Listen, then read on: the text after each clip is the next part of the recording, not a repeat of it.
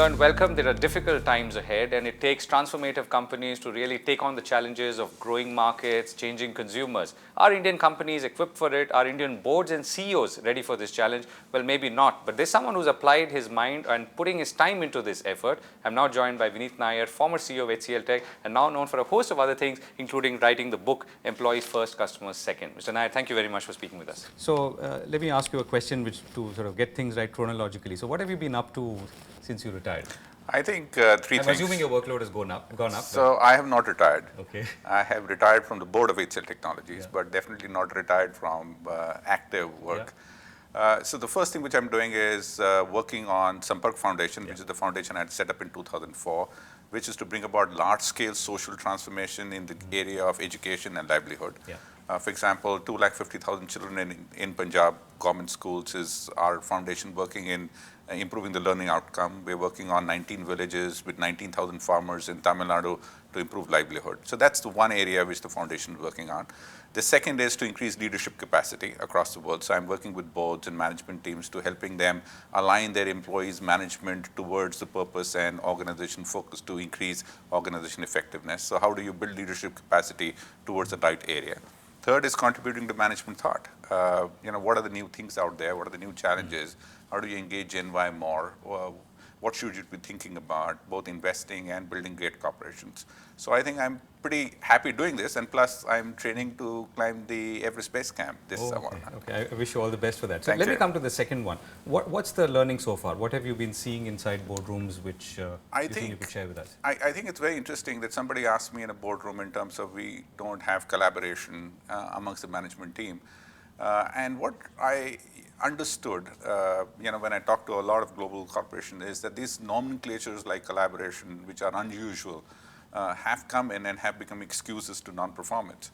My answer to such questions is, do you collaborate at home? Do you use that word called we collaborate at home? So, why do you bring such unnatural definitions that we need to collaborate? The river flows, it flows, because there is a direction in which the river has to flow.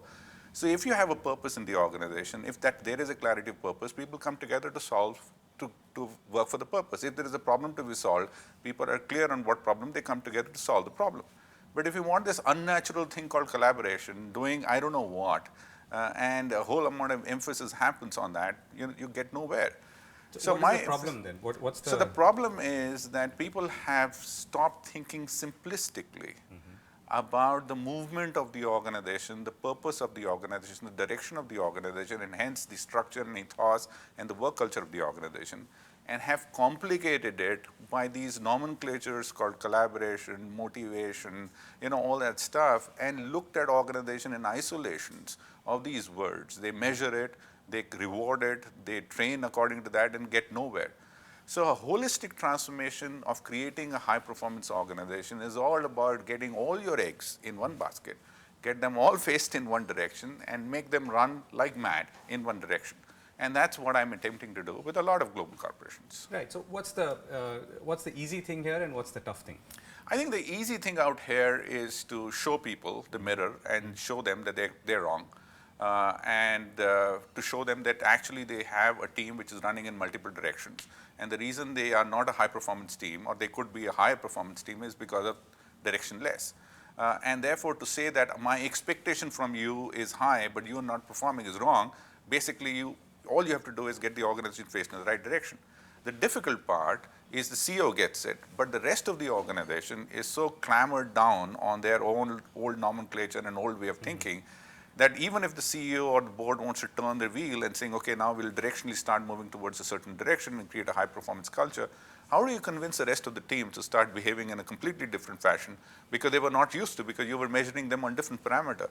So the ability to bring about organization cultural change over the period of time after the aha movement of the board and the CEO is the most difficult task in bringing about cultural transformation. Right. So this did not happen over too many years or decades. Most of the growth in terms of size and scale has actually only happened in the last decade or decade and a half. Yes. And yet we seem to have reached a situation where we are grappling with some of these issues.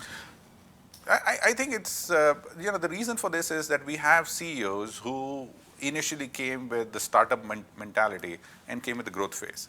And then we have the CFO CEO who came up with the cost-cutting phase. And suddenly we have a huge opportunity for growth, but we have cost-centric CEOs who don't know how to align their teams to be able to marshal the resources towards that growth phase. And therefore, the reason this debate has become very important right now is because talent and skill has become shortage, which was not a shortage. The opportunities are no more a shortage, and growth is the focus.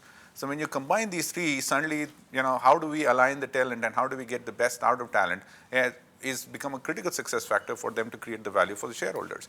That is the reason there is so much debate on this now rather than yesterday. So if I were to flip forward and really my last question, how are companies today at the board level or CEO level prepared for this kind of focus and running like mad, as you call it, in one direction? And what's going to stop them? I think the boards are wrong-stepped and flat-footed on this issue. A lot of boards, I can't say about CEOs, a lot of boards have not understood the meaning of organization alignment in the right direction, in one direction to get the business going. They are still either in the cost curve, or they are in risk avoidance curve, or they are still searching for a Bill Gates or a Steve Jobs to come and show them the next big idea. They have not understood that it is all about alignment. Good teams work together if they're aligned properly. So I think it's an ability of a board to reboot itself. It's an ability of board to attract a lot of good talent, which will show them that well-aligned, well-oiled teams focused towards a certain direction will get them places, and that dominates over idea. I think it's a matter of time where they get educated, make a few mistakes, and then get going.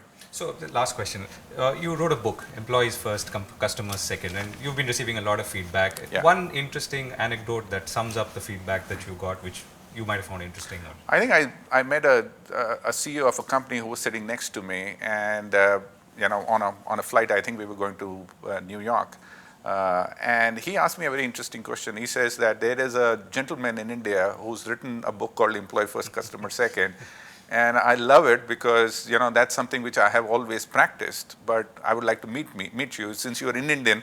Do you happen to know him? And I said, there are a billion Indians, and if that's the kind of question you're going to ask, you will never meet him, but you're lucky. So I shook his hand. So that was also the day we announced that the book has crossed 100,000 copies, which is good. So I keep meeting a lot of very interesting people in search of that Indian who wrote that idiotic book called Employee First, Customer Second. Pleasure talking to you, Mr. Nayar. Thank you so much. Thank you.